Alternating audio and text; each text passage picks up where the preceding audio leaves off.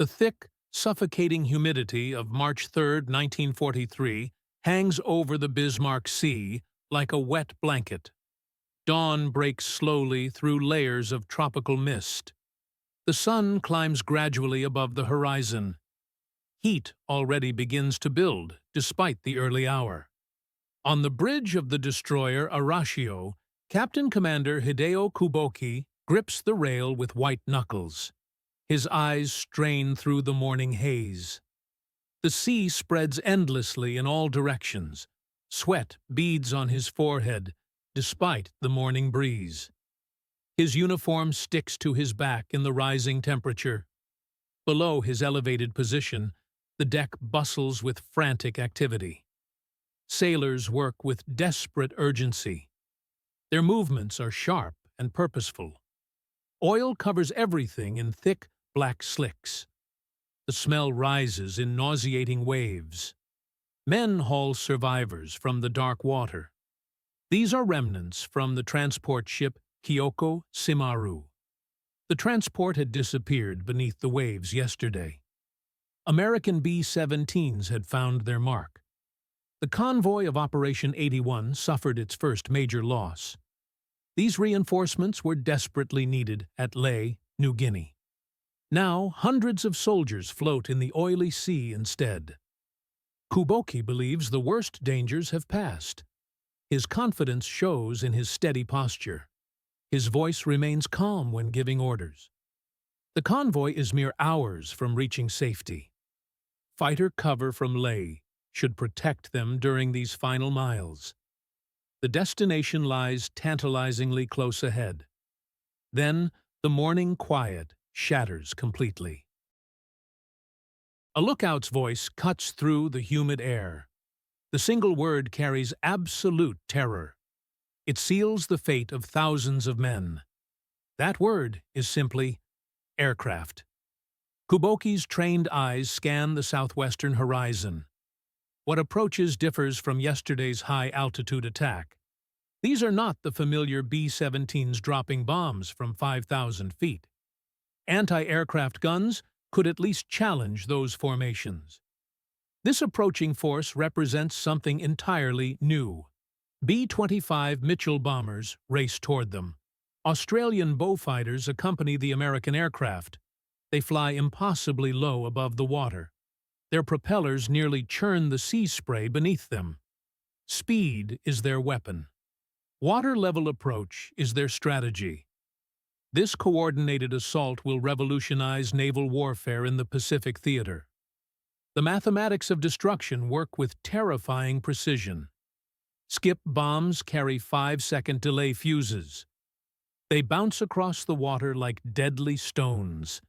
In mere seconds, Captain Kuboki's ordered world explodes into complete chaos. His ship shudders under devastating impact. The steering mechanism crumbles under explosive force. Control vanishes in an instant. The Arashio careens wildly through the formation. The transport ship Nojima Maru looms directly ahead.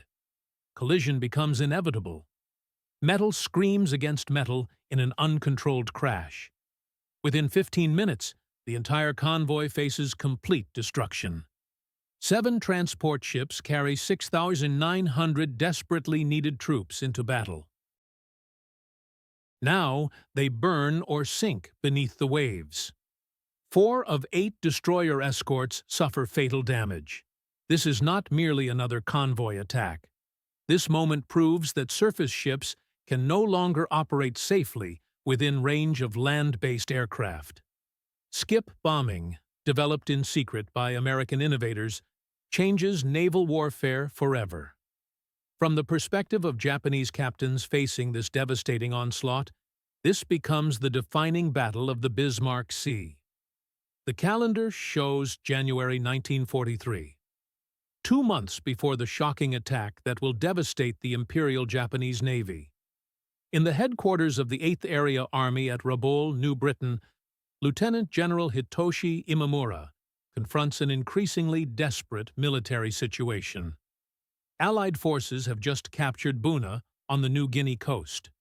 Months of brutal jungle fighting finally ended in Japanese defeat.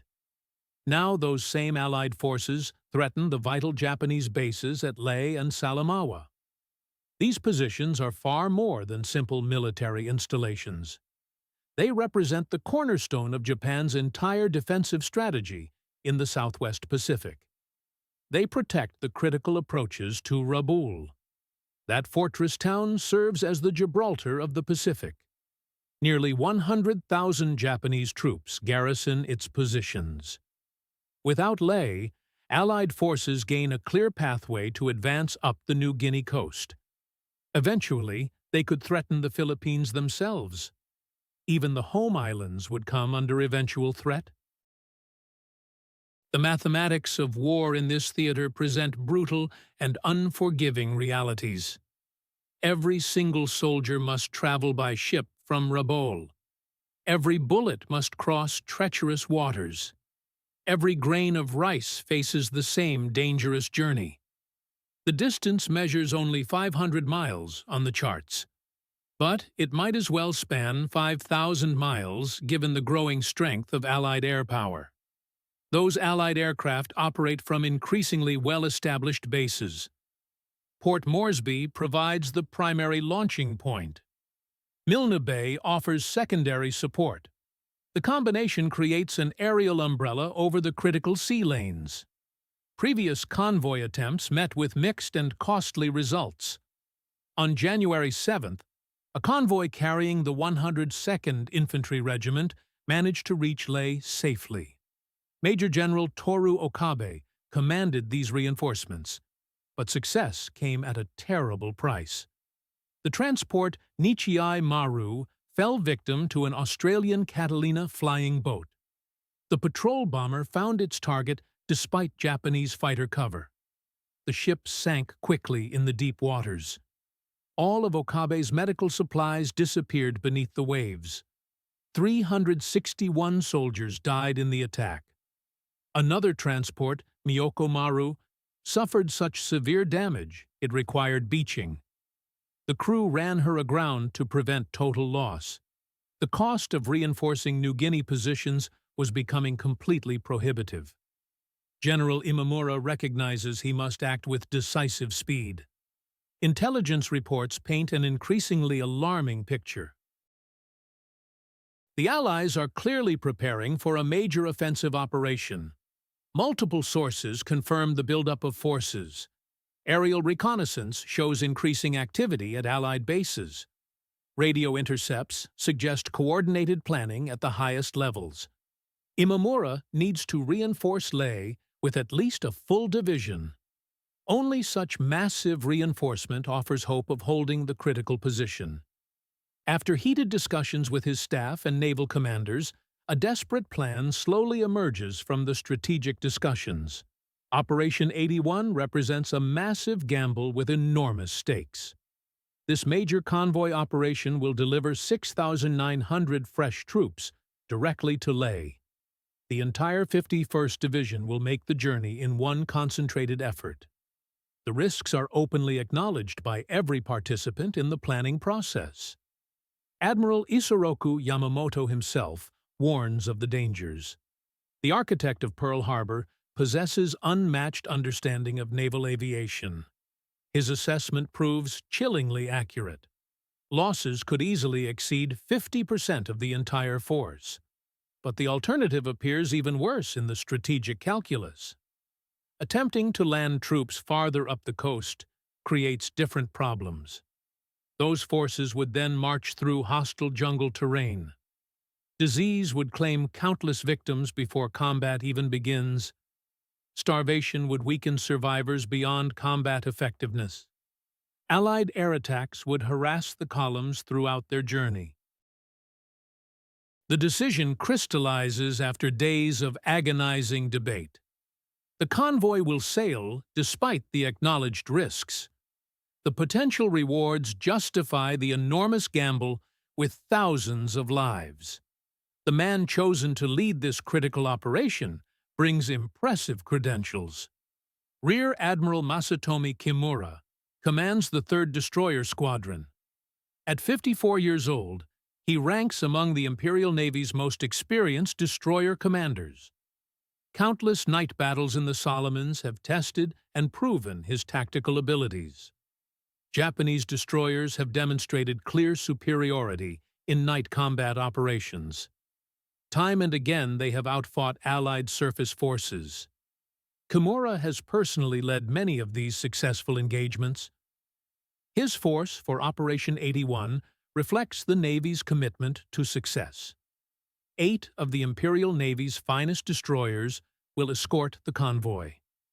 All are battle-hardened veterans of Guadalcanal operations. The Shirayuki will wear Kimura's flag and lead the formation. With him sail the Asashio, Arashio, Tokitsukaze, Yukikaze, Shikinami, Uranami, and Asagumo. These names strike genuine fear into Allied sailors.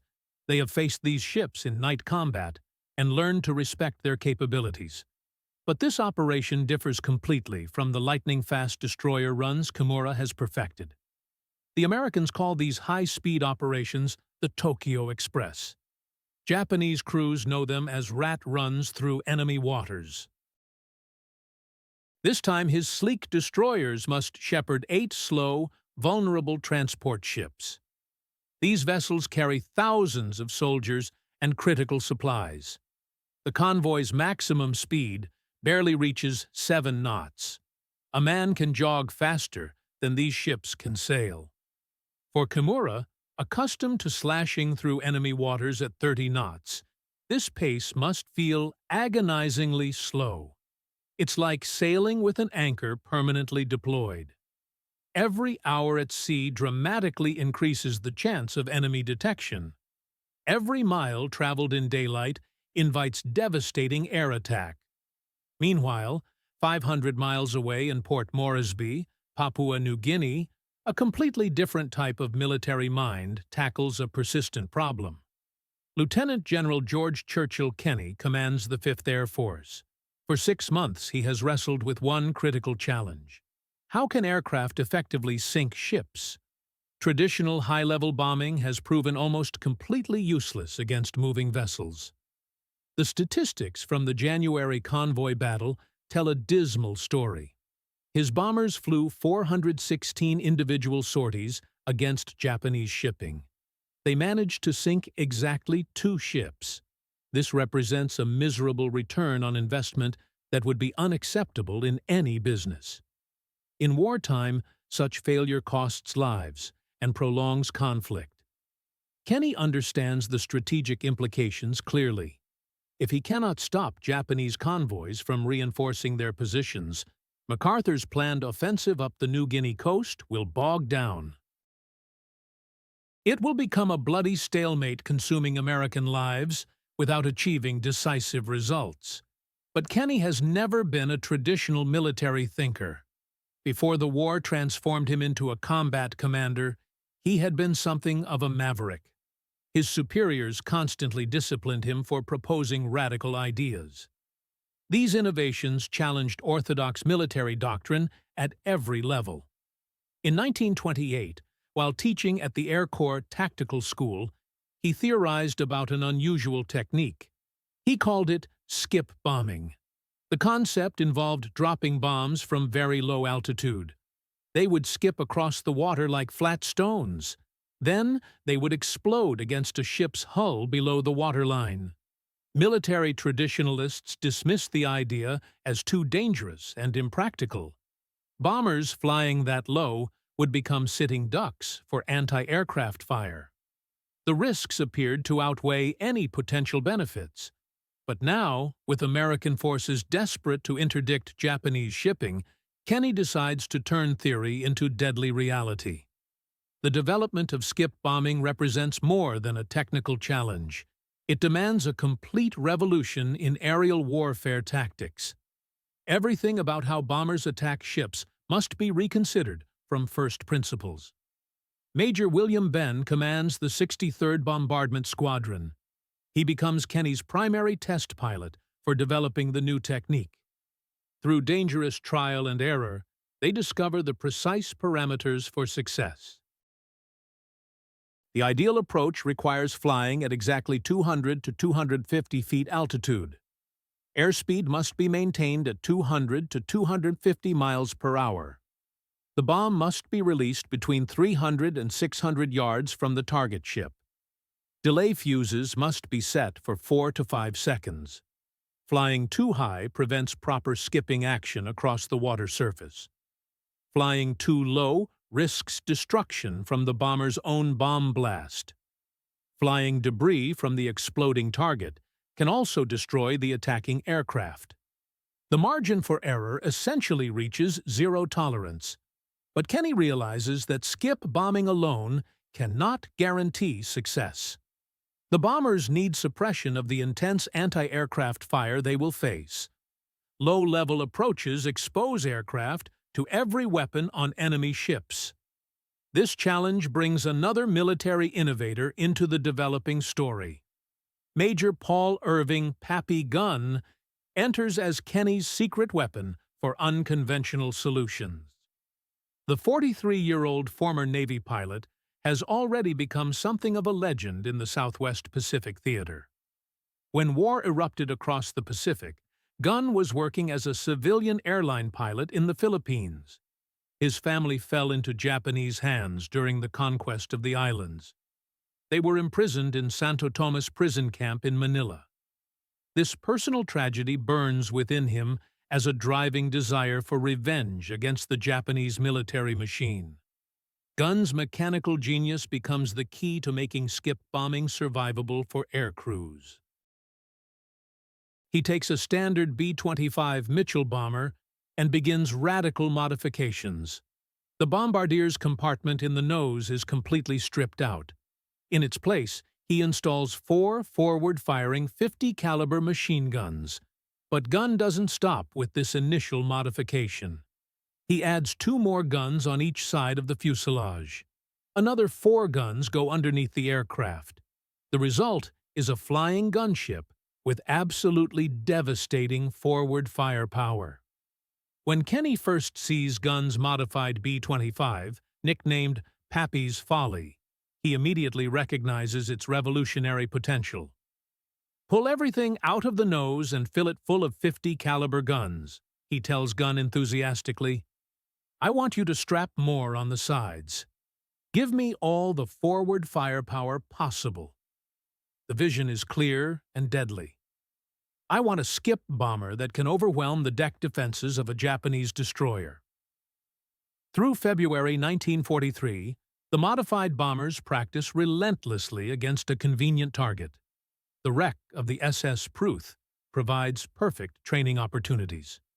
This passenger ship had run aground off Port Moresby back in 1923.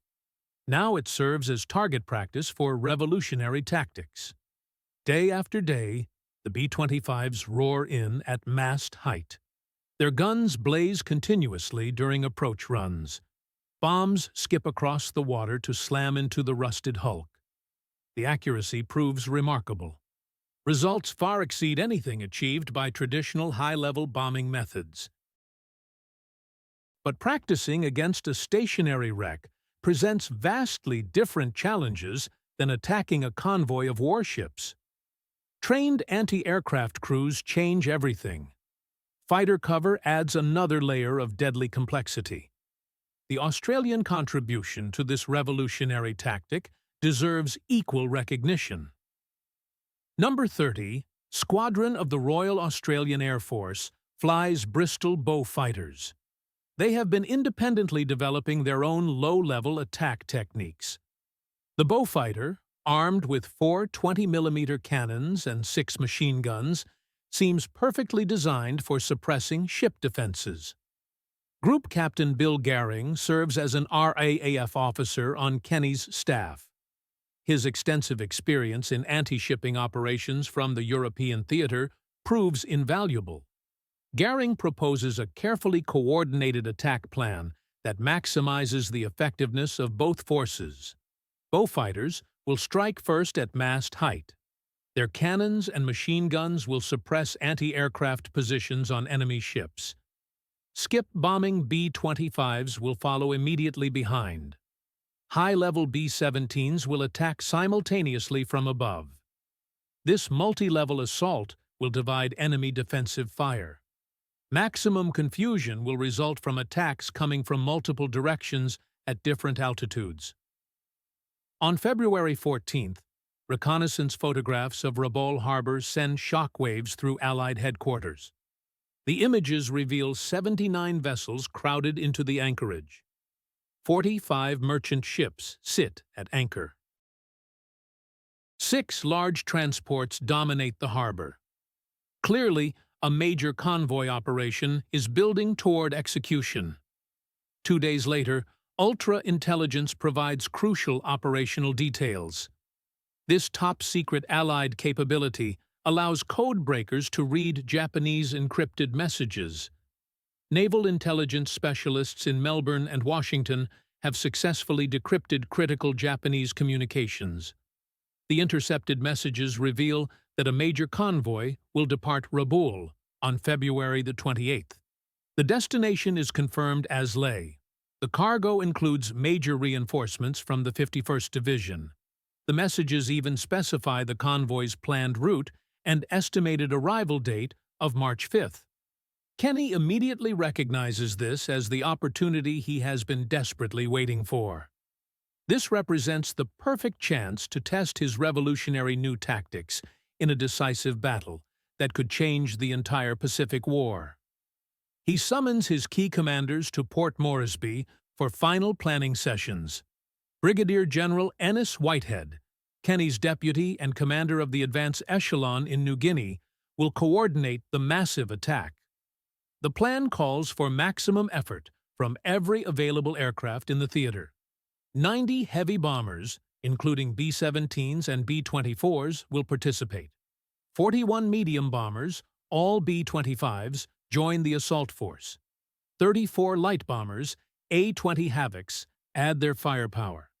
54 fighters, P-38 Lightnings and P-40 Warhawks will provide escort and strafing attacks. In total, 219 aircraft will be thrown against the convoy. This represents the largest coordinated airstrike yet attempted in the Southwest Pacific Theater. The Allied pilots experience mixed emotions of excitement and apprehension. Skip bombing remains completely experimental. Many have never attempted the technique in actual combat conditions.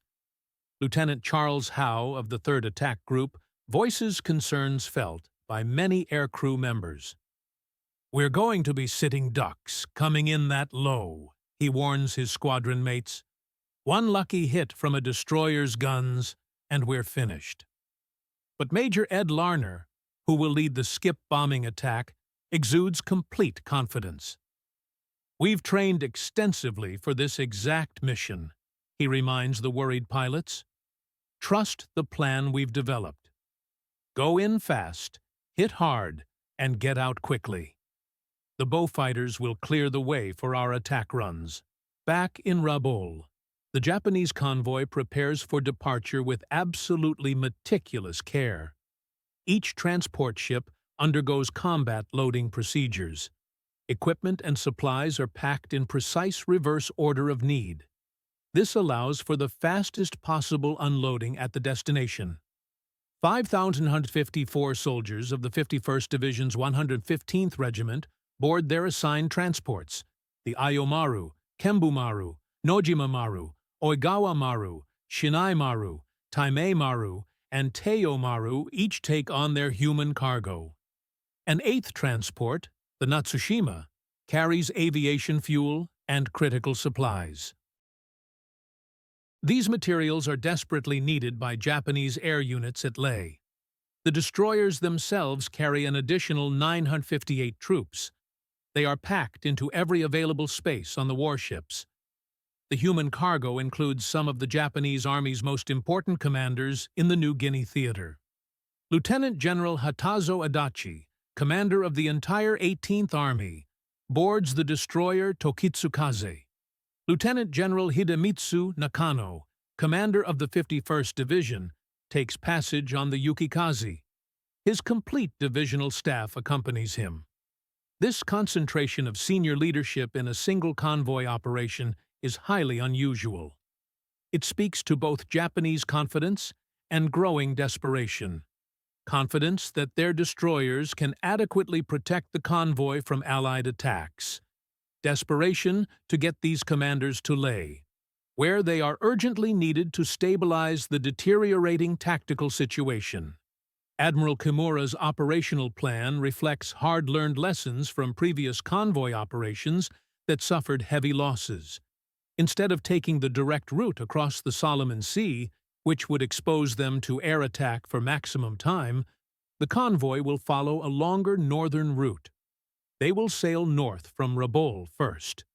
Then they will turn west along the north coast of New Britain. The island's mountainous terrain will shield them from Allied radar installations. It will also provide some protection from air attacks approaching from the southern directions.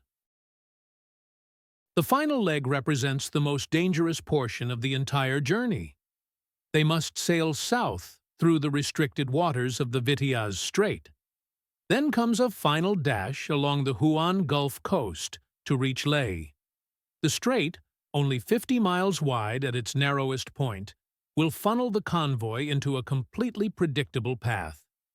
Here, they will be most vulnerable to concentrated air attack. There is simply no room for evasive maneuvering in the confined waters.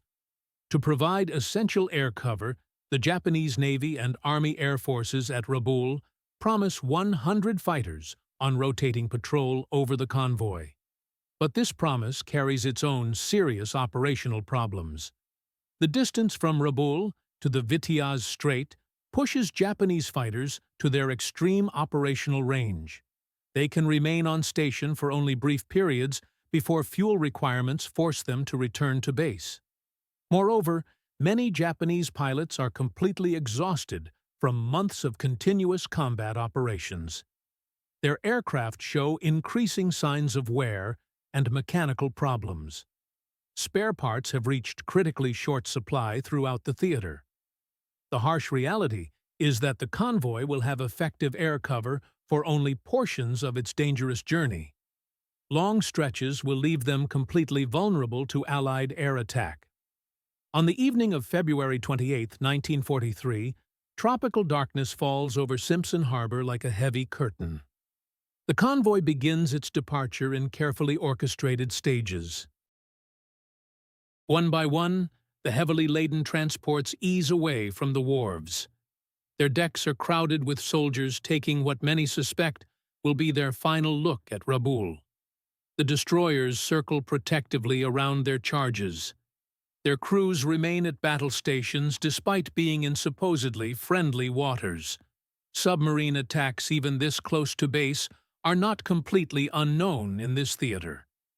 Rear Admiral Kimura stands on Shirayuki's bridge, watching his charges form into proper convoy formation. Two columns of transports take shape in the harbor.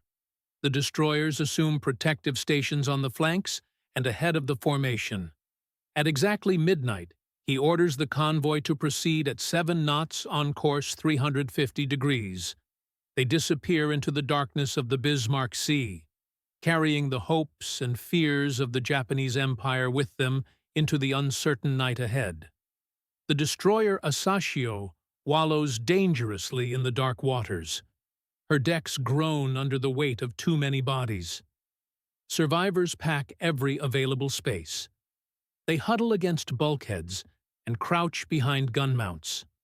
The ship moves sluggishly through the swells. Her usual graceful motion has become labored and unpredictable. Every turn takes longer now. The helmsman fights to keep her steady as human cargo shifts with each wave. Guns that should swing freely are blocked by clusters of rescued men. Magazine hatches are buried under rows of sitting soldiers. The destroyer has become a floating refugee camp rather than a fighting vessel. Night settles over the convoy on March 2nd. Stars appear one by one in the tropical sky. The air still holds the day's heat. Waves lap against hulls with gentle sounds that mask the tension aboard every ship.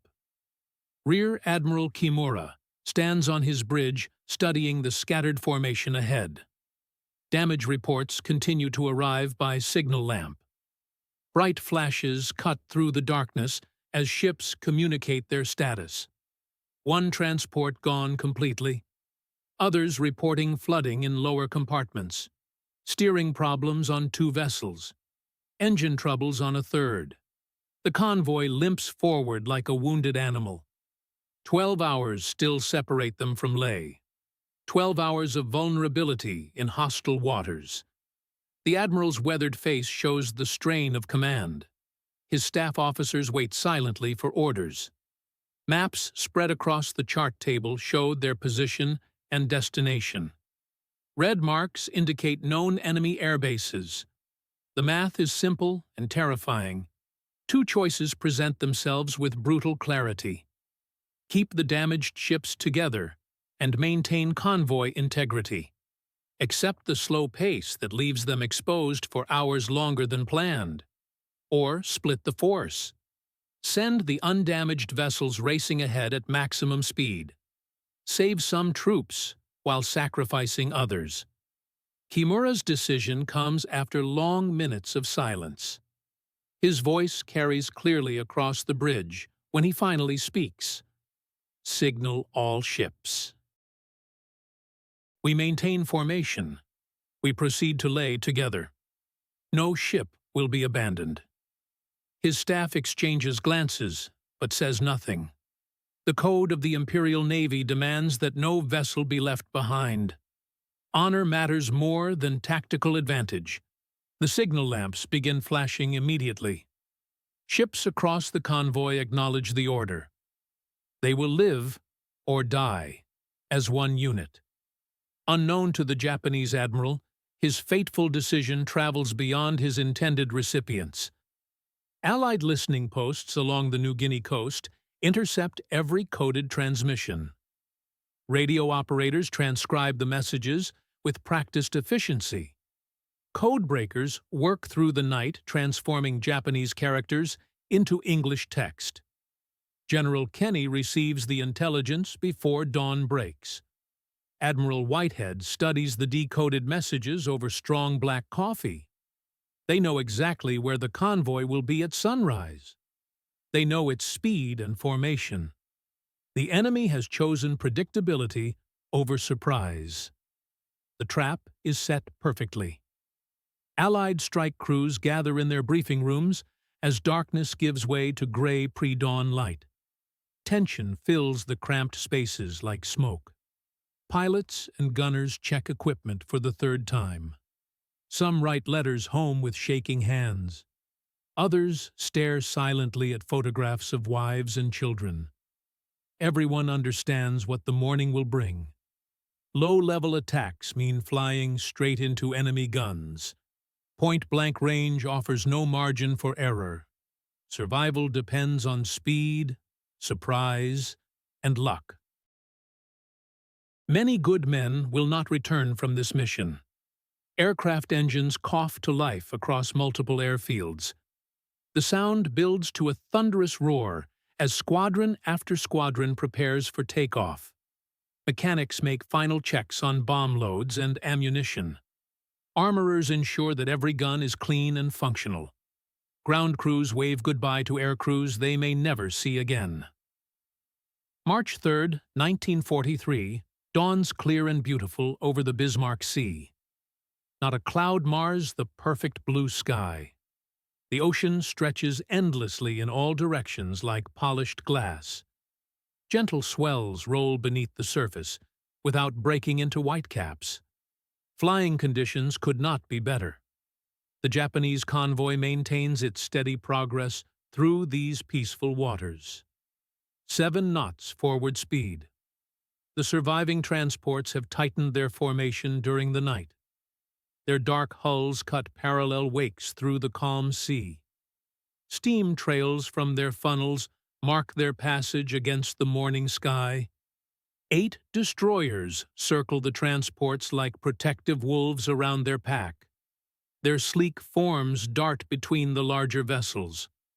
Lookouts scan the horizons through powerful binoculars. Gun crews remain at their stations. Every man knows that dawn brings danger in these contested waters. Rear Admiral Kimura has issued strict orders regarding anti-aircraft discipline. No weapon fires without direct command. Ammunition must be conserved for the battle everyone expects. Premature shooting will only reveal positions and waste precious shells. Patience and fire control will determine who lives and dies. The first enemy aircraft appear as tiny dots against the eastern horizon at exactly 10 a.m. But something seems wrong about their approach. These planes fly impossibly low. Their wings almost touch the wavetops. Spray kicks up behind them as propeller wash disturbs the glassy surface. 13 Royal Australian Air Force Beaufighters of No. 30 Squadron race toward the convoy at maximum speed. Squadron leader Claude Ridley leads the formation from the front aircraft. His gunner checks their 4 20mm cannons and 6 machine guns one final time. Behind them, the darker shapes of B-25 Mitchell bombers grow larger against the morning sky. Commander Hideo Kuboki stands on the bridge of destroyer Arashio. His trained mind processes multiple calculations simultaneously. Aircraft speed and bearing, gun depression angles and firing arcs, maneuvering room between friendly vessels, time remaining before weapon engagement range. Years of naval service have prepared him for this moment. But those same years of experience tell him something unprecedented is happening. No aircraft attack at sea level like this. Standard tactics call for high-altitude approaches to avoid anti-aircraft fire. These enemy pilots are either insane or employing some new technique. Seconds tick away with agonizing slowness. The Beaufighters grow from dots to recognizable aircraft shapes. Details become visible through binoculars. RAF roundels on wings and fuselages, gun ports in aircraft noses already winking with muzzle flashes.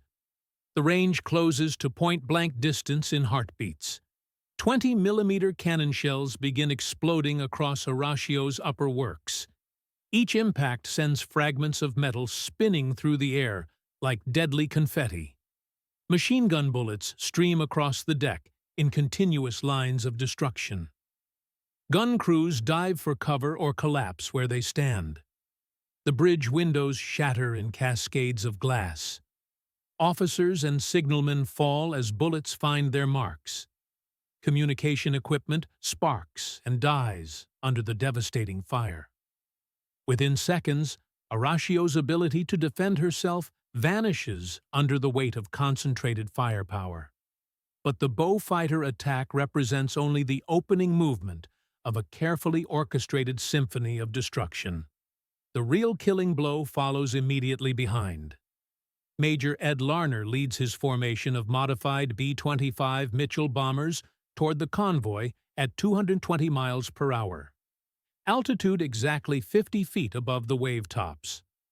Each bomber carries 2 500-pound bombs equipped with 5-second delay fuses, 8 forward-firing machine guns, and a 75mm cannon project from their modified noses. These aircraft have been transformed from medium-altitude bombers into low-level gunships designed specifically for anti-shipping strikes. Larner selects the destroyer Shirayuki as his primary target. Through his gun sight, he watches Japanese sailors scrambling across her deck. Some men run toward anti-aircraft positions. Others throw themselves flat, seeking any available cover. A few stand frozen by the terrifying spectacle bearing down on them. At 300 yards range, Larner releases both bombs and pulls back hard on his control stick. His aircraft clears the destroyer's main mast by mere feet. Behind him, the bombs skip across the calm water like flat stones thrown by a child. Once, twice. Then they slam into Shirayuki's hull just below her waterline. Delay fuses allow the bombs to penetrate the destroyer's relatively thin hull plating before exploding inside her compartments. The confined blast tears through multiple bulkheads simultaneously. Shirayuki's stern section virtually disintegrates under the tremendous force. Her rear magazine detonates seconds later in a massive secondary explosion. Debris and bodies fly hundreds of feet into the air. The flagship of Rear Admiral Kimura breaks in half and begins sinking immediately.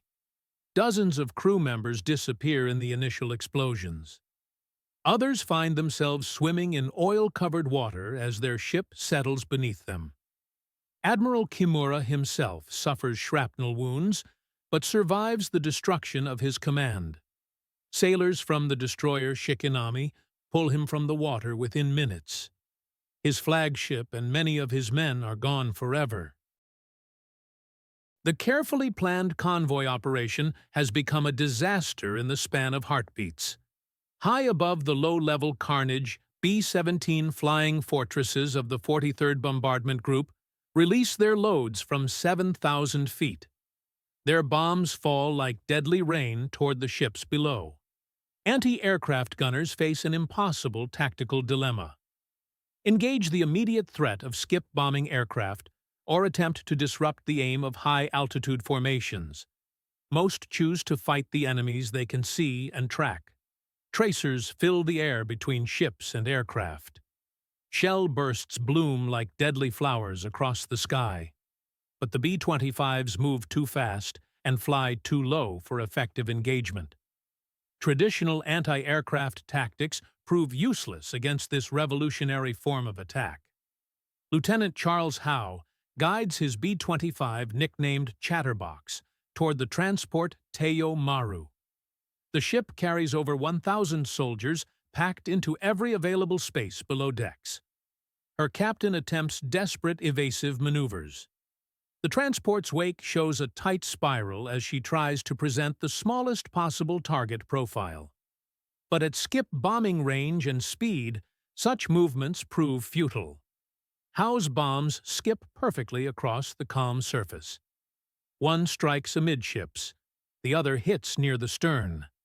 Teiyo Maru seems to lift completely from the water as the explosions tear through her hull.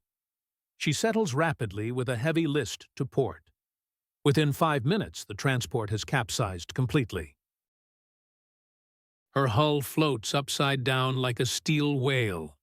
Hundreds of soldiers remain trapped in the flooded compartments below. Air pockets allow some to survive for hours in the darkness. Others drown immediately as water rushes through shattered bulkheads. 3 B-25s attack the destroyer Tokitsukaze simultaneously. The ship carries Lieutenant General Adachi, commander of the 18th Army. Her captain, Commander Masayoshi Motokura, attempts to shield nearby transports by placing his vessel between them and the attackers. This brave gesture proves ultimately futile against overwhelming firepower. Multiple bomb hits leave Tokitsukaze dead in the water. Her engine rooms flood rapidly as seawater pours through torn hull plates. Fires rage amidships where fuel lines have ruptured. General Adachi remains remarkably uninjured despite the devastation around him. His staff evacuates him to the destroyer Yukikaze. 19 of Tokitsukaze's crew die instantly from bombs and strafing fire. Commander Kuboki's Arashio faces the B-25 attack already damaged from the earlier Beaufighter assault. One bomb destroys her steering mechanism completely. The destroyer enters an uncontrolled turn that ends in collision with the transport Nojima Maru. Both vessels lock together in a twisted embrace of torn metal and broken dreams. The collision renders both ships sitting ducks for subsequent attack waves. Fires spread rapidly between the interlocked hulls. Crews abandon ship as flames make their positions untenable. Men leap into the oil-covered water, preferring the ocean to the growing inferno behind them. Individual acts of heroism and horror play out across the expanding battle zone. On the transport, Kembu Maru soldiers of the 51st Division struggle to launch life rafts as their ship lists increasingly to starboard. Many have never seen combat before. The reality of modern warfare overwhelms their training and preparation. Officers draw swords and attempt to maintain order among panicking troops. But discipline breaks down as the situation becomes clearly hopeless. They float hundreds of miles from the nearest friendly shore. Shark-infested waters surround them on all sides. American aircraft methodically destroy any vessel that might attempt rescue operations. The destroyer Asashio, crowded with survivors from yesterday's sinking attempts to fight back against the aerial onslaught. Captain Yasuo Sato commands both his own crew and the rescued soldiers. Every available weapon fires at the attacking aircraft. Rifles and pistols join larger guns in creating a curtain of steel that momentarily forces some bombers to alter course. Weight of numbers tells against the overloaded destroyer. A B-17 high above places a 500-pound bomb directly on Asashio's forward deck. The explosion, combined with hundreds of extra personnel aboard, causes rapid and uncontrollable flooding. Captain Sato faces the final decision of his naval career. True to the ancient code of Bushido, the captain chooses to remain with his sinking ship. Survivors later report his final words: "I am tired. Let me rest peacefully here." Asashio disappears beneath the waves, carrying enormous loss of life. Not just her regular crew, but many of the soldiers she had rescued the previous day perish in the cold depths. Captain Sato receives posthumous promotion to Vice Admiral for his heroic actions. His sacrifice represents the finest traditions of the Imperial Japanese Navy. But individual courage cannot overcome the revolutionary tactics employed by Allied forces this day. By 10:15 a.m., just 15 minutes after the attack commenced, the convoy ceases to exist as an organized military force. 7 transports sink or burn across miles of ocean. Oil slicks and debris mark their final positions. Of 8 escorting destroyers, 4 are destroyed or fatally damaged beyond repair. The surviving destroyers Shikinami, Yukikaze, Uranami, and Asagumo circle desperately through the wreckage field. They pull survivors from the water as quickly as possible, but thousands of men float among the debris, too many for the remaining ships to rescue. Difficult choices must be made about who lives and dies. A second wave of Allied aircraft arrives at approximately 2 p.m., finding a scene of unprecedented devastation. Burning ships dot the horizon in all directions. Oil slicks spread across square miles of previously pristine ocean. Debris fields mark the final resting places of proud warships and transports. The surviving Japanese destroyers, still picking up survivors, face impossible decisions: continue rescue operations and risk their own destruction, or abandon drowning men to defend themselves against fresh attacks. Military necessity conflicts with human compassion in the most brutal way possible. The transport Oigawa Maru somehow remains afloat despite earlier damage. Additional skip bombing attacks finish her off completely. The destroyer, Asagumo, already sunk with Captain Sato, becomes a war grave as oil continues bubbling up from her wreckage. The sea itself seems to weep black tears for the destruction. Darkness falls on March 3rd, revealing the full scale of disaster.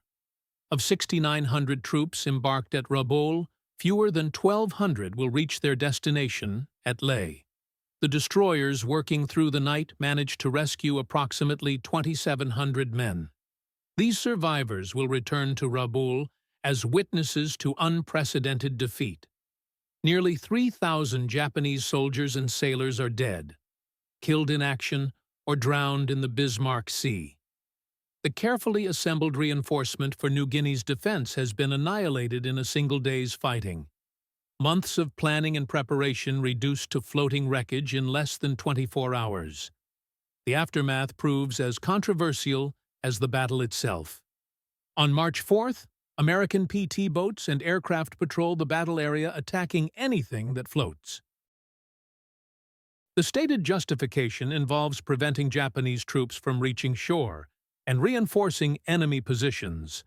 But many Allied aircrew are sickened by what appears to be unnecessary killing of helpless survivors. This moral complexity transforms warfare from a contest between combatants into wholesale destruction of human beings. The sight of men dying helplessly in the water haunts many participants for the remainder of their lives. Victory carries a psychological price that extends far beyond the immediate tactical results. For the Japanese Navy, the Battle of the Bismarck Sea represents fundamental change in naval warfare's nature. Admiral Matome Ugaki, Chief of Staff of the Combined Fleet, writes prophetically in his diary, "We have lost the ability to move freely within range of enemy land-based aircraft. The convoy system, which has formed the basis of our logistics since the war's beginning, is no longer viable. Never again will Japan attempt to reinforce garrisons with large convoys in daylight hours. From this point forward, only submarines and fast destroyers operating under darkness will supply isolated positions." The famous Rat Run becomes the only viable method of moving supplies and personnel to forward bases. Skip bombing's tactical success revolutionizes Allied anti-shipping operations throughout the Pacific theater. General Kenny's innovation, born of desperation and necessity, proves that properly equipped land-based aircraft can control sea lanes as effectively as any naval force. Within months, these techniques spread from the Solomons to the Philippines, making Japanese shipping movements increasingly hazardous and ultimately unsustainable. Major Pappy Gunn, architect of the B-25 gunship modifications, sees the battle as both professional triumph and personal vindication. His family remains imprisoned in the Philippines under Japanese occupation. Every enemy ship destroyed brings their liberation measurably closer. He continues developing new weapons and tactics that will make Allied aircraft even more deadly against surface targets. North American aviation manufacturer of the B-25, Mitchell, begins incorporating gun modifications directly into production aircraft. Purpose-built gunships roll off assembly lines designed specifically to terrorize Japanese shipping. The innovations tested in combat over the Bismarck Sea become standard equipment for the remainder of the Pacific War. Strategic implications ripple throughout the Japanese command structure, like shock waves from underwater explosions. On March 25, 1943, Imperial General Headquarters issues new directives prioritizing New Guinea's defense over operations in the Solomon Islands. But without ability to reinforce and supply positions by sea, this directive becomes essentially meaningless. Japanese garrisons at Lae, Salamaua, and other positions along New Guinea's coast find themselves effectively isolated. They must fight and die where they stand without hope of significant reinforcement or resupply. The strategic initiative passes completely to Allied forces, who can concentrate overwhelming strength against individual positions. Lieutenant General Adachi, who survived Tokitsukaze's sinking, reaches Lae with fewer than 1,200 troops, less than 20% of the force that departed Rabaul with such high hopes. His 18th Army, already under strength and poorly supplied, must now face growing Allied forces without reasonable hope of reinforcement. His first report to Rabaul states simply that the situation is beyond recovery by normal means. This pessimistic assessment proves entirely accurate. Within 6 months, Lae falls to Allied forces advancing by land and air. The domino effect continues as other positions become untenable without supply or support. Individual survival stories from the battle prove both remarkable and tragic in equal measure. Captain Tamichi Hara of destroyer Amatsukaze, which was not part of the convoy, later interviews survivors and records their experiences for posterity. One soldier from the 51st Division describes spending 3 days clinging to wreckage before washing ashore on a Japanese-held island. Of 12 men who started on the same piece of debris, only 3 survived the ordeal. The others were taken by sharks, exhaustion, or despair. Such accounts become depressingly common as survivors trickle back to Japanese bases over the following weeks. Each story adds another layer to the disaster's human cost. Rear Admiral Kimura, wounded but alive, faces no official censure for the convoy's complete destruction. Japanese High Command recognizes that he faced an impossible situation against revolutionary tactics, but he never commands another convoy operation. The psychological impact of watching his entire force destroyed in minutes by attacks he could neither anticipate nor counter-breaks something fundamental in this veteran officer. He spends the war's remainder in administrative positions far from operational commands. The memories of the Bismarck Sea haunt him through sleepless nights and troubled dreams. His career effectively ends in those terrible minutes when skip bombing rewrote the rules of naval warfare. American pilots who participated in the battle become instant legends throughout the Southwest Pacific Theater. Major Ed Larner receives the Distinguished Service Cross for his leadership of the skip bombing attack. But private conversations reveal deep ambivalence about their overwhelming victory. Lieutenant Charles Howe writes to his wife with obvious emotional conflict. "We destroyed them completely. It was necessary, I know, but I cannot forget the sight of all those men in the water. This is not the kind of war I thought I would be fighting." Victory tastes bitter when it comes at such human cost. General MacArthur, ever the consummate showman, issues triumphant communiques claiming destruction of 22 ships and 15,000 Japanese troops. These figures represent wild exaggerations of actual results. Real Japanese losses total 8 transports, 4 destroyers, and approximately 3,000 casualties. But propaganda value proves immense, regardless of factual accuracy. The Battle of the Bismarck Sea becomes portrayed as revenge for Pearl Harbor. Proof that American innovation and courage can overcome Japanese military might.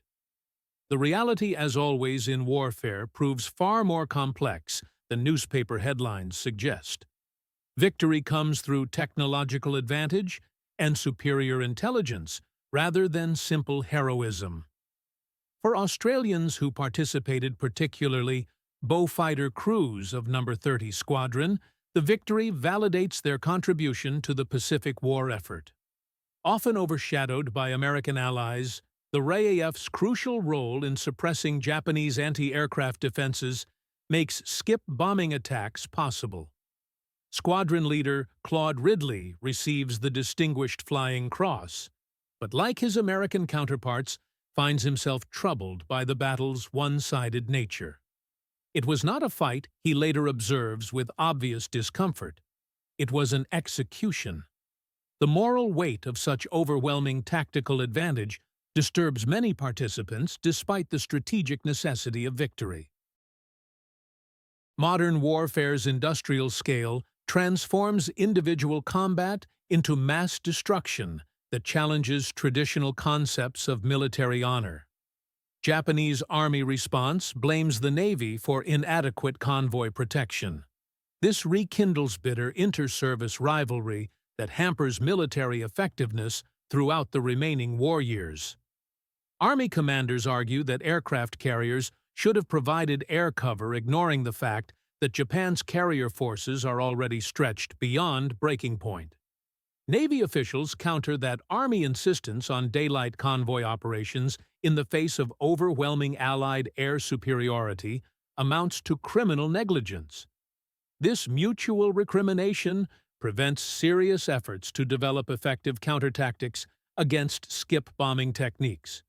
Bureaucratic infighting costs more lives than enemy action. In the Pacific War's broader context, the Battle of the Bismarck Sea marks a turning point as significant as Midway or Guadalcanal. It demonstrates conclusively that air power properly employed can control sea lanes as effectively as traditional naval forces. For island nations like Japan and Britain, dependent on seaborne trade, this revolution carries profound implications. The age of the battleship ends as the age of aircraft truly begins. Naval warfare transforms from ship versus ship encounters into three-dimensional battles, where control of the air determines control of the sea. Traditional concepts of naval supremacy become obsolete almost overnight. Technical lessons learned drive rapid innovation on both sides of the conflict. Allies refine skip bombing techniques, developing new bomb sites and training procedures that increase accuracy even further. Experimentation begins with rockets and larger bombs, seeking methods to destroy even heavily armored warships with single attacks. Japanese forces belatedly recognizing the threat attempt to develop effective counters. Barrage balloons, smoke screens, and specialized anti-aircraft ammunition designed specifically to engage low-flying targets. But these measures prove too little and far too late to affect the war's outcome. Perhaps the battle's most poignant aftermath involves families of the dead scattered across the Japanese home islands. Official casualty reports undergo heavy censorship, leaving many families waiting months or years to learn loved ones' fates. Mrs. Yamada, whose husband served aboard transport Teiyomaru, receives only a brief notice stating he died gloriously for the Emperor in the South Seas. She never learns the terrifying details of his final moments. The horror of the skip bombing attack. The desperate struggle in oil-covered waters as his ship capsized above him. Such ignorance proves perhaps merciful, given the alternatives. Truth sometimes inflicts wounds that never heal properly. Allied codebreakers who provided intelligence making victory possible view the Battle of the Bismarck Sea as proof of their critical value. The ability to read Japanese naval codes provides insurmountable tactical advantages. Concentrating forces at exactly the right time and place becomes possible through electronic espionage rather than lucky guesswork. But success carries inherent dangers that require constant vigilance. If Japanese discover their codes are compromised, they will change encryption systems immediately. This would blind Allied intelligence and eliminate their primary advantage. Extreme care ensures the battle appears to result from fortunate reconnaissance rather than systematic code-breaking. The propaganda war following physical combat proves almost as intense as the original fighting. Tokyo Radio claims the convoy successfully delivered troops to Leh with minimal casualties. American victory claims are dismissed as laughable lies designed to boost home front morale. But Japanese soldiers at Leh know better when they observe the pitiful remnants of their promised reinforcements. Morale already damaged by months of jungle warfare and inadequate supplies plummets even further. The realization that they are truly abandoned to their fate spreads through the garrison like disease. Hope becomes a luxury few can afford in their desperate circumstances. In Washington and Canberra, political leaders seize upon victory as evidence the Pacific tide has finally turned. Skeptics of MacArthur's ambitious plans for advancing through New Guinea become believers overnight. Resources that might have supported other theaters redirect to the Southwest Pacific. The Battle of the Bismarck Sea validates MacArthur's strategy and ensures his drive through New Guinea and the Philippines receives necessary support. Environmental impact, though little considered at the time, proves significant and long-lasting. Thousands of tons of oil from sunken ships spread across the Bismarck Sea, fouling beaches and coral reefs for hundreds of miles.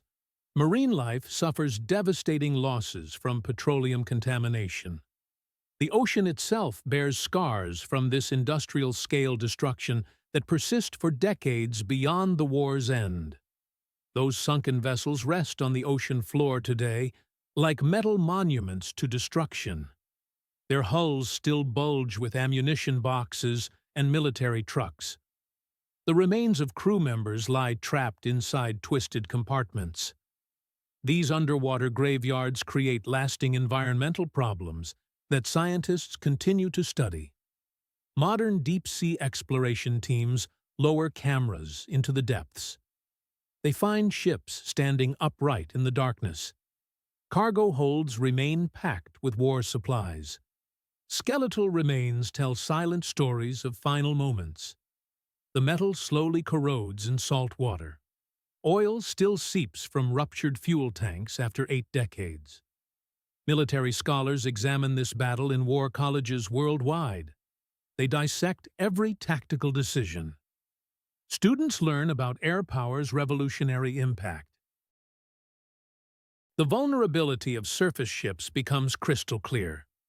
Intelligence gathering proves its decisive value. Innovation under pressure creates new warfare methods. Textbooks highlight the coordination between different military branches. Air forces and naval units worked as one organism.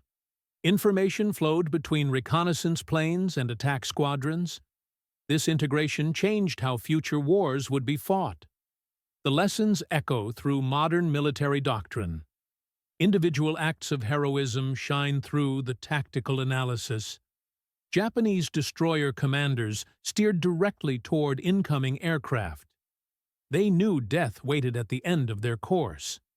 Their ships served as shields for the transport vessels. Duty overcame self-preservation in those final moments. Allied pilots dove through curtains of anti-aircraft fire. Shells exploded around their cockpits. Hot metal fragments shredded wings and fuselage. Still, they pressed their attacks home. Some never pulled out of their diving runs. Sailors from both navies risked everything for rescue operations. They jumped into oil-slicked waters. Sharks circled in the darkness below. Burning fuel created walls of flame on the surface. Yet men continued pulling survivors from certain death. War reveals humanity's extremes in single moments. The battle's veterans scattered across the Pacific as fighting continued. Some joined island-hopping campaigns through the Solomons. Others found themselves training new pilots in Australia. Fresh recruits learned skip bombing techniques from battle-tested instructors. Experience passed from one generation of warriors to the next. Combat fatigue claimed many survivors. The intensity of low-level attacks created psychological wounds. Some flyers never recovered from the trauma. They returned home carrying invisible scars. Nightmares replayed those terrifying seconds over oil-covered waters. Physical wounds healed faster than mental ones. General Kenny achieved greater fame in later Pacific operations. He commanded ever larger air formations. His reputation grew with each successful campaign. But privately, he considered Bismarck Sea his defining moment. This battle proved his theories about air power's potential.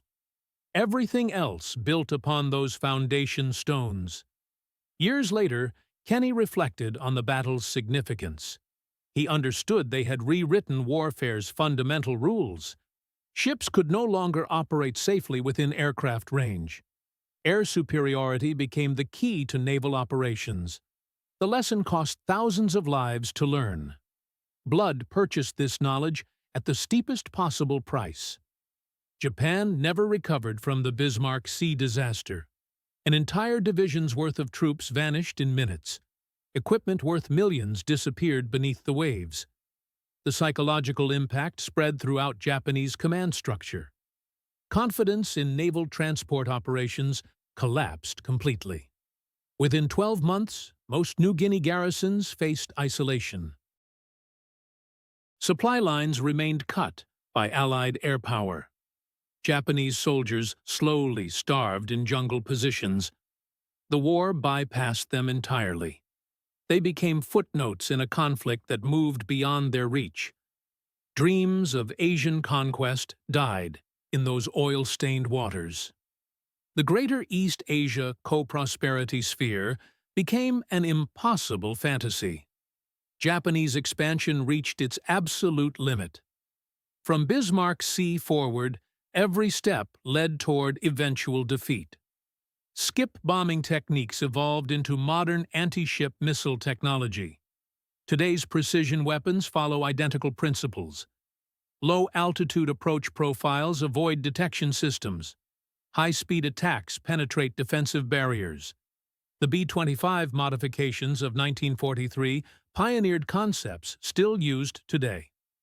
Maritime strike aircraft trace their lineage to those improvised gunships. Multiple forward-firing weapons concentrate devastating firepower. Coordinated attacks overwhelm ship defenses.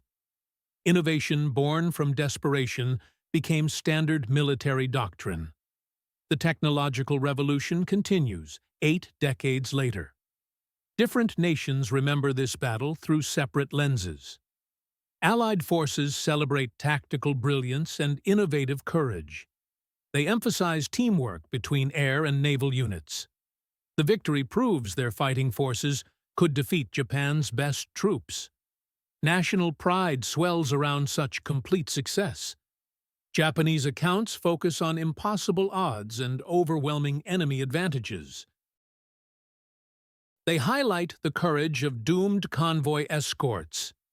Individual sacrifice receives more attention than tactical failures.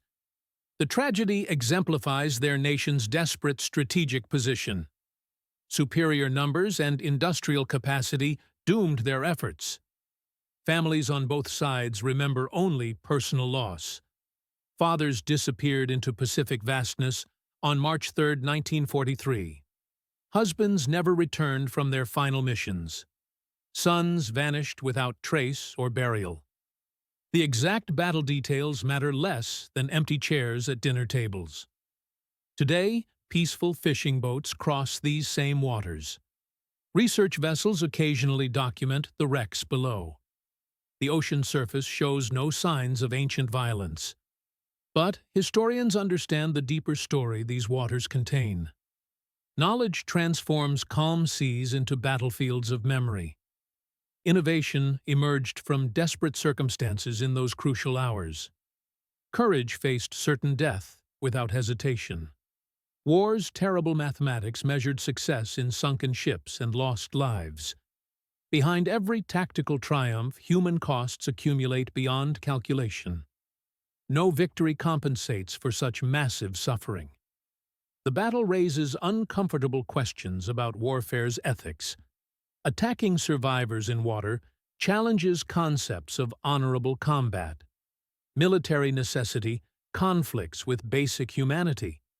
Can actions be tactically correct, yet morally questionable? These dilemmas first surfaced after Bismarck Sea. Modern military leaders still wrestle with identical ethical problems. Technology increases warfare's lethality exponentially. Precision weapons blur lines between combatants and civilians. The questions raised in 1943 remain relevant today. Moral boundaries shift as tactical capabilities expand. Survivors carried psychological wounds for decades after the war. Japanese veterans dreamed of skip-bombing B-25s at wave-top height. American pilots saw drowning sailors' faces in quiet moments. Australian aircrew heard cannon fire echoing through peaceful nights. Mental scars proved more lasting than physical injuries. These invisible wounds became the battle's most enduring legacy. Trauma passed from veterans to families and communities. The violence of those 15 minutes created ripple effects lasting generations. Psychological damage spread far beyond the immediate participants. Strategic consequences rippled throughout the remaining Pacific War. Japanese inability to reinforce garrisons accelerated Allied advances. Island-hopping campaigns moved faster than originally planned. Strong enemy positions could be bypassed rather than assaulted. Allied lives were saved through Bismarck C's success. This calculation of war trades Japanese deaths for Allied survival. The moral burden of such arithmetic weighs heavily on conscience. Victory comes at the expense of enemy humanity. Success requires accepting responsibility for massive destruction. Military necessity demands terrible choices. Modern military academies study Bismarck C as perfect effects-based warfare. Strategic goals achieved through precise force application rather than overwhelming numbers. Intelligence gathering enables smaller forces to defeat larger ones. Coordination multiplies individual unit effectiveness. These lessons resonate in our current era. Precision weapons and limited military budgets make these insights crucial. Small professional forces must achieve maximum impact. Technology and tactics matter more than raw numbers. Innovation provides competitive advantage over larger enemies. The 1943 lessons remain strategically relevant. Environmental damage from the battle continues accumulating today. Deteriorating wrecks release oil and pollutants into marine ecosystems. Unexploded ordnance threatens fishermen and divers. Illegal salvage operations disturb war graves seeking valuable metals. The battle claims new victims 8 decades later. Preservation efforts face multiple challenges from commercial interests. Historical documentation competes with profit motives. International waters complicate legal protections. The underwater battlefields slowly disappear through neglect and exploitation. Time erases physical evidence of past events. Cultural memory varies dramatically between different nations and generations. Australia celebrates the moment when their Air Force proved world-class capabilities. America often overlooks this battle amid larger Pacific War engagements. Japan largely forgets one disaster among many wartime tragedies. National narratives shape historical interpretation. These different memories reflect broader patterns in military history interpretation. Nations emphasize victories while minimizing defeats. Heroic sacrifice receives more attention than tactical failures. Propaganda needs influence historical accuracy. Truth becomes casualty of national pride and political necessity. Intelligence played the decisive role in Allied victory at Bismarck Sea. Codebreakers intercepted Japanese communications about convoy schedules. Coast watchers reported ship movements from hidden observation posts. Reconnaissance pilots tracked the convoy's exact position. Information proved more valuable than firepower or courage. Modern warfare places even greater emphasis on intelligence gathering. Satellite surveillance and electronic intercepts provide real-time battlefield awareness. Cyber warfare targets enemy information systems. Data processing capabilities determine tactical advantages. The intelligence revolution began with victories like Bismarck Sea. Native peoples throughout New Guinea experienced the battle's consequences indirectly. Salvage from crashed aircraft provided useful materials. Traditional fishing grounds became polluted with fuel and debris. Modern warfare's devastation reached previously untouched communities. Their stories remain largely unrecorded in official histories. Indigenous perspectives on the battle differ completely from military accounts. They witnessed foreign powers fighting over their ancestral lands. Environmental damage affected their livelihoods for generations. War brought both opportunities and tragedies to their communities. These voices deserve inclusion in historical narratives. 8 decades of reflection reveal important lessons about warfare's evolution. Innovation remains essential for military success, but always extracts human costs. The skip bombing technique killed more efficiently than conventional attacks. Modified B-25s became instruments of mass destruction. Ingenuity serves both creative and destructive purposes. Historical context provides some moral justification for the Bismarck Sea tactics. Allied forces fought against aggressive totalitarian expansion across the Pacific. Japanese troops transported to New Guinea would have committed atrocities against civilian populations. The moral clarity of World War II differs from later conflicts' ambiguity. Yet this context cannot eliminate ethical concerns about the battle's conduct. Efficiency in killing remains morally problematic regardless of justification. Victory achieved through enemy destruction challenges concepts of honorable warfare. The tension between military necessity and human decency defines modern combat ethics. Adaptation proved crucial for both sides during the Pacific War. Pre-war doctrine emphasized battleship engagements with aircraft playing supporting roles. Reality demanded completely different tactical approaches. Those who adapted quickly, like General Kenny, achieved success. Those clinging to outdated methods paid terrible prices. Military organizations must remain flexible as technology evolves rapidly. Cyber warfare and artificial intelligence create new battlefield domains. Autonomous weapons systems challenge traditional command structures. The adaptation lessons from Bismarck Sea remain profoundly relevant today. Innovation and flexibility determine survival in modern conflicts. Personal stories humanize the battle beyond strategic analysis and tactical discussions. Each of the 3,000 Japanese who died had families waiting at home. Dreams and hopes disappeared beneath Pacific waters in those terrible minutes.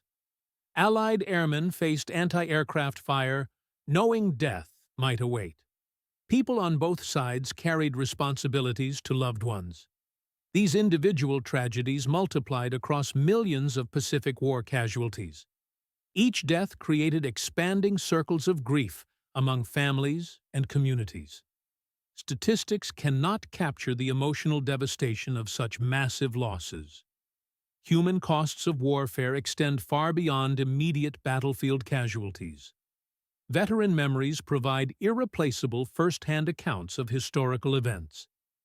Their personal testimonies bring reality to academic studies and strategic analysis. As the last survivors pass away, these living connections to history disappear forever. Future generations must rely on recorded interviews and written memoirs. The danger lies in reducing complex human experiences to simplified historical narratives. Battles become arrows on maps rather than human dramas. Statistics replace personal stories in textbook accounts. We must resist this dehumanization of historical events. Individual choices under extreme pressure create the substance of history. Post-war military development built directly upon Bismarck Sea innovations. Skip bombing success led to increased investment in maritime strike capabilities. Anti-ship weapons development accelerated based on demonstrated vulnerabilities. Surface vessels required better defensive systems against air attacks. The arms race between offense and defense continues today. Modern military institutions incorporate these historical lessons into their traditions. The United States Air Force cites Bismarck Sea as validation for independent air operations. Royal Australian Air Force emphasizes joint operations effectiveness. Japanese Maritime Self-Defense Force studies vulnerability without air superiority. Different interpretations shape contemporary military preparations. Ethical questions from the battle remain unresolved in modern warfare contexts. Killing survivors in water raises concerns about honorable combat conduct. Targeting transport vessels challenges combatant versus non-combatant distinctions.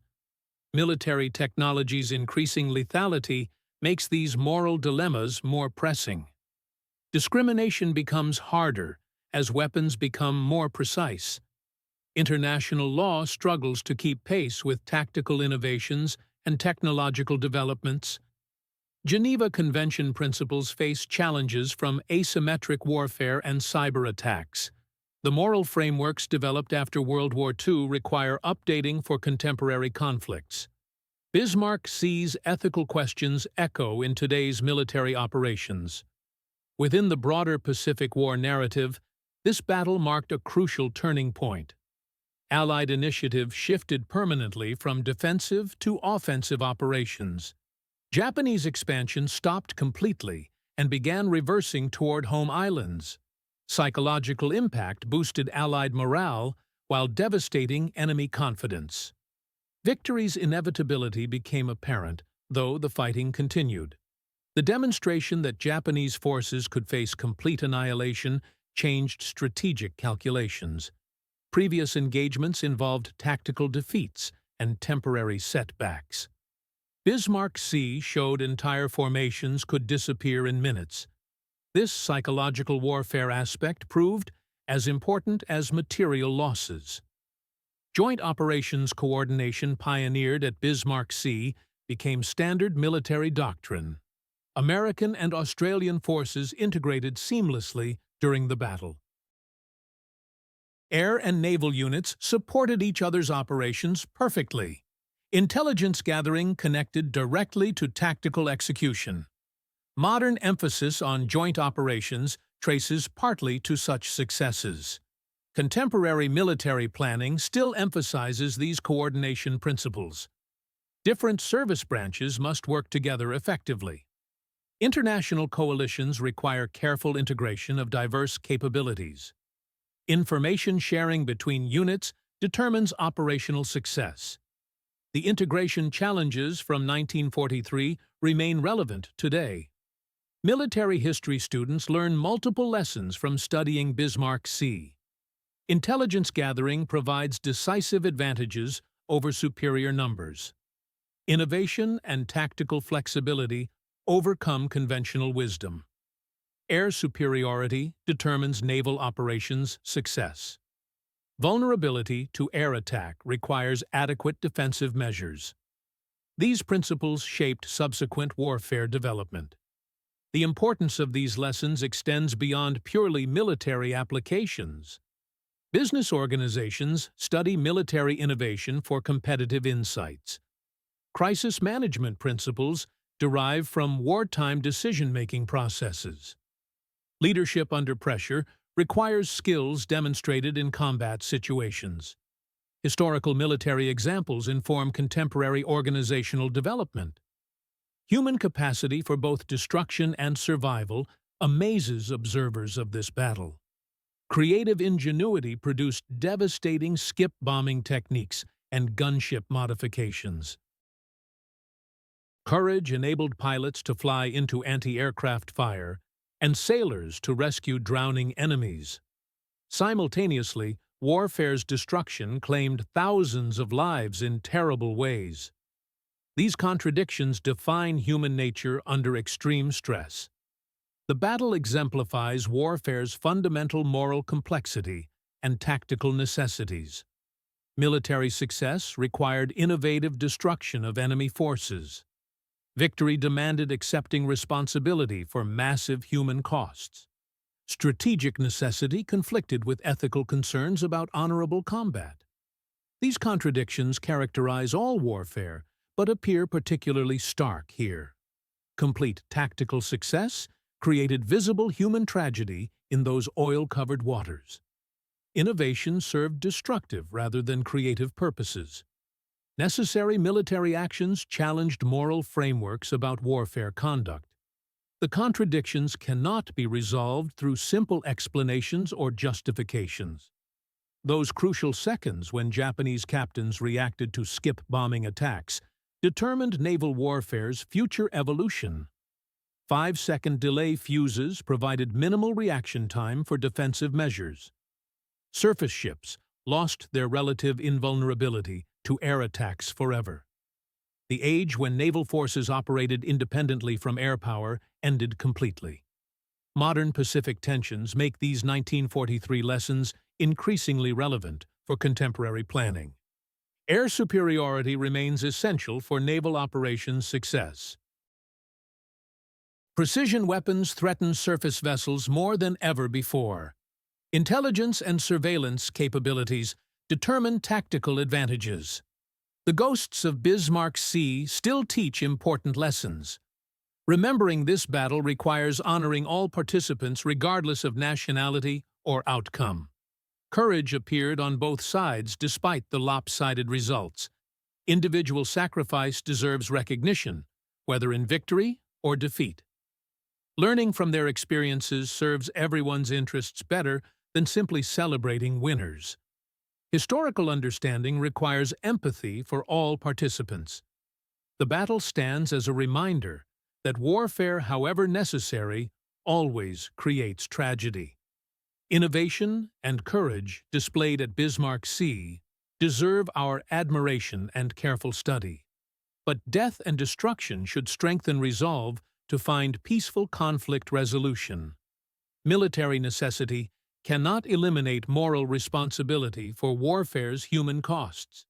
This human story behind tactical innovations and strategic implications provides history's most important lessons. Behind every military decision and technological development, individual lives hang in the balance. Those seconds of reaction time contained entire worlds of human experience and consequence. Personal tragedies accumulated into historical turning points. As we face uncertain futures, the battle's lessons about innovation and human costs remain eternally relevant. Adaptation under pressure determines survival in rapidly changing environments. Technological advantages shift quickly, requiring constant vigilance and development. The human price of conflict demands our most serious consideration and respect. The men who fought and died in Bismarck Sea deserve remembrance as individuals rather than statistics. Japanese and Allied personnel found themselves at history's crucial moment through circumstances beyond their control. Their sacrifice, whether voluntary or involuntary, contributed to shaping our contemporary world. We owe them understanding and learning from their experiences. Modern peaceful waters above these battle sites conceal the violence and terror of March 3, 1943. Beneath calm surfaces lie remains of ships and sailors, providing silent testimony. Their presence reminds us that current freedom and prosperity was purchased at terrible cost. We have obligations to those who paid that price. This story of innovation and destruction, courage and terror, victory and tragedy deserves telling not because war is glorious, but because understanding our complex past helps navigate uncertain futures. Those brief seconds when Japanese captains faced skip-bombing B-25s may seem minor details in World War II's vast narrative. But in those seconds, the Pacific War's future was determined, and thousands of lives reached their final moments.